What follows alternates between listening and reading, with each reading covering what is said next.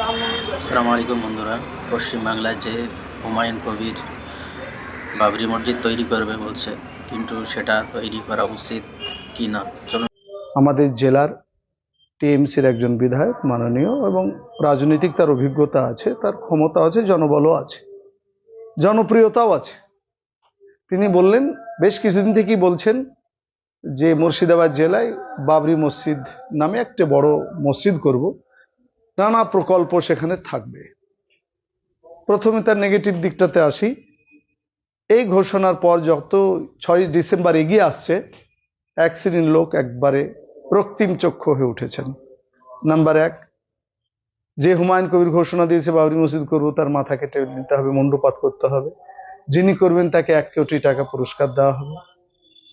অন্যান্য সাম্প্রদায়িক সংগঠনগুলি তারা বললেন, মুর্শিদাবাদে যদি এরকম হয়, তা আপনারা কি ভুলে গেছেন বাবরি মসজিদ আমরা কিভাবে ধ্বংস করেছি? আমাদের কর্মীরা গিয়ে মুর্শিদাবাদে আপনাদের মসজিদ গুড়িয়ে দিবে, ইত্যাদি ইত্যাদি। 1 নম্বর, মাননীয় বিধায়ক হুমায়ুন কবির সাহেব ঘোষণা করেছেন, প্রথম মূল্যায়ন হওয়া উচিত। সংবিধান বহির্ভূত যদি কাজ হয় তো সরকারের বন্ধ করা উচিত, কালকে অনেক আগেই বন্ধ করা উচিত ছিল। যদি সংবিধান বিরোধী কাজ হয় তাহলে আমাদের প্রশাসন ঘুমাবে কেন? যার দ্বারাতে ল অ্যান্ড অর্ডার ভঙ্গ হবে, আপসের মধ্যে সাম্প্রদায়িকতা, কোনো সংঘর্ষ ঘটে যেতে পারে, একটা বিশৃঙ্খলার সৃষ্টি হবে। কেন রাজ্য সরকার ঘুমিয়ে আছে? কেন কেন্দ্র সরকার ঘুমিয়ে আছে? তারা তাদের মতন কাজ করবে। তারা তাদের সংগঠনের নিচু লেভেলে লোককে লাগিয়ে দিয়েছে যে মুন্ডু কেতে লাও, যারা নিচে নিচে হিন্দু মুসলমানদের সম্প্রীতি নষ্ট হয়। এটা মোটেই কাম্য নয়। নাম্বার 2, দেখুন বাবরি মসজিদের রায় হয়ে গেছে। আমরা সুপ্রিম কোর্টের রায়ে 4টা কথা আছে, 3টাতে মুসলিম সমাজ জিতেছেন। নাম্বার 1, বাবরি মসজিদ কোনো মন্দির ভেঙে হয়নি। 1949 সালের রামলালার মূর্তি প্রকট হয়নি, কেউ ঢুকিয়ে দিয়েছিল বাইরে থেকে। আর 1992 সালের 6 ডিসেম্বর যারা বাবরি মসজিদ ভেঙেছে, সেটা হচ্ছে শাস্তিযোগ্য অপরাধ করেছে। কিন্তু ভারতের আপামর জনসাধারণ তাদের ভাবাবেগকে সম্মান দিয়ে ওখানে রাম মন্দির করার অনুমতি দেওয়া হলো। পক্ষান্তরে বাবরি মসজিদের জন্য 5 একর জমি দেওয়া হলো। বাবরের নামটা ব্যবহার করা যদি এত বড়ই অসাংবিধানিক হয়, আবার সেই জায়গার পরিবর্তে সুপ্রিম কোর্ট কেন 5 একর অর্থাৎ 15 বিঘা জমি অ্যালট করলেন? যদিও মুসলমান সমাজ তা প্রত্যাখ্যান করেছেন।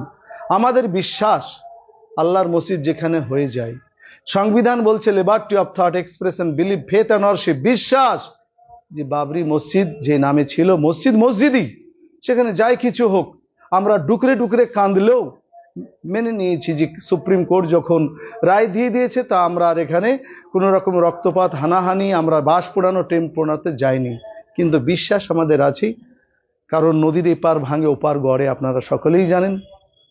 400 বছর, 450 বছর বাবরি থেকেছে, হতে পারে রাম মন্দির কিছুদিন থাকবে, আবার এই সরকারি এই সুপ্রিম কোর্টই রায় দিবে যে না, ওটা মসজিদ হওয়া দরকার। ওটা আমরা ছেড়ে দিয়েছি মনের কাছে, আল্লাহর উপর ভরসা। আপনারা জানেন কাবা শরীফের ক্ষেত্রেও এরকম সংকট এসেছিল।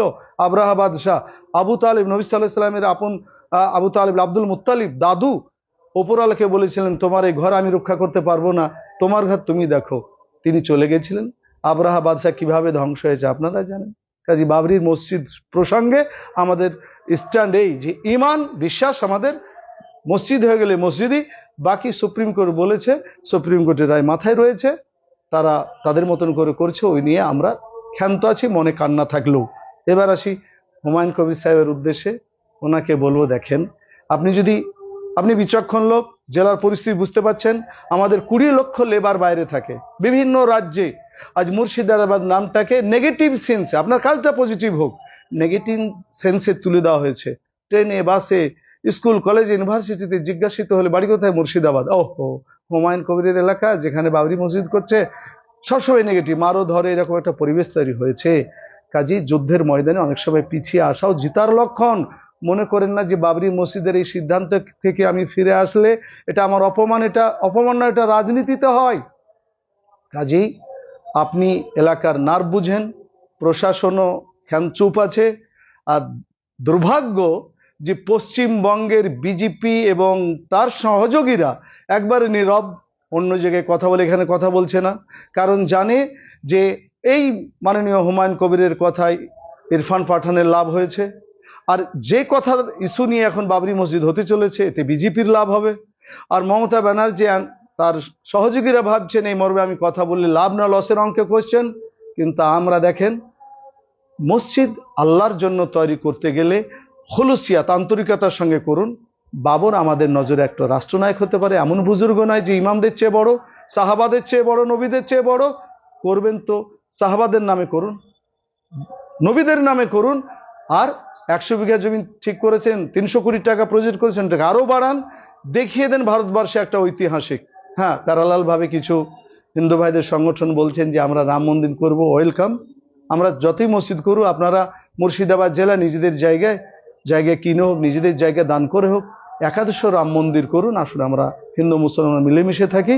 আর একবারও মনে করাচ্ছি মাননীয় হুমায়ুন কবির সাহেবকে, যে আপনার নামে বদনাম করছে, এটা আমাদেরও সহ্য হচ্ছে না। যে বিজেপি আপনাকে কয়েকশো কোটি টাকা দিয়েছে, এর মালিক আল্লাহ। যারা দুর্নাম করছেন তার শাস্তি তারা পাবেন। আর প্রকৃতই যদি কোনো ঘটনা ঘটে থাকে তো কোনোদিন সফল হতে পারবেন না। তাই আপনি তো আলেম ওলামার সঙ্গে চলা লোক, একটু আলেম ওলামাদের সঙ্গে পরামর্শ করুন।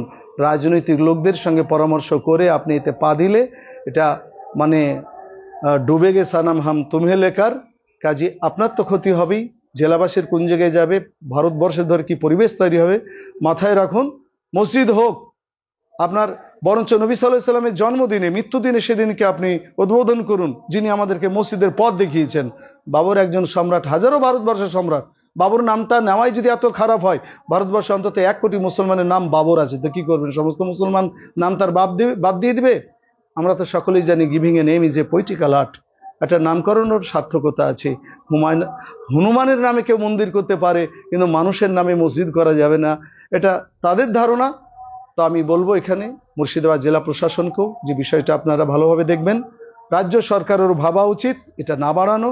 আর হুমায়ুন কবির সাহেব 7 বার ভাবুন, ভালো কাজ করবেন, ভালো লোকদের পরামর্শ করুন। আর আমি মুর্শিদাবাদ জেলা জমিয়তের একজন দায়িত্ববান হিসাবে জেলাবাসী এবং রাজ্যবাসীকে বলবো, আবেগে ছুটবেন না, আবেগে ছুটবেন না।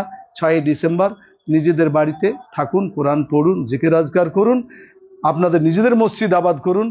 আপনার আগমনে, আপনার চলাতে যেন একটা নতুন খারাপ পরিস্থিতির যেন সম্মুখীন জেলাবাসীকে না হতে হয়। আবার জায়গাটা চয়ন করেছেন বেলডাঙ্গা, যে জায়গাটা এত ভালো জায়গা, আমাদের মুসলমানদের মাদ্রাসা মক্তব মসজিদের প্রাণকেন্দ্র। 2 বার তার মানে হেডলাইনে নাম চলে এসেছে খারাপের দিক দিয়ে। একবার দুর্নাম হয়ে গেলে সেই জায়গাটার সুনাম ফিরিয়ে নিয়ে আসা মুশকিল। আবার সেই জায়গাটা কি ভাবা হচ্ছে, আগে মসজিদের নামে জায়গা রেজিস্ট্রেশন হোক, এবং সেটা এই তো বললাম নবীরা সবচেয়ে বড়, তাদের স্মৃতিতে হতে পারে। ডোমকুলে ঐতিহাসিক মসজিদ রয়েছে, কিন্তু আল আমান নামে রয়েছে, এরকম হতে পারে। নাম সাহাবাদের নামে হতে পারে, কোনো আমাদের মুসলিম মহিলা মনীষীদের নামে হতে পারে। আল্লাহ তাআলা হুমায়ুন কবির সাহেবকেও শুভবুদ্ধি দান করুন, এই কামনা করছি। জেলাবাসী আপনারা সকলেই সতর্ক থাকবেন এবং বিষয়টা বিবেচনা করবেন। ধন্যবাদ সবাইকে।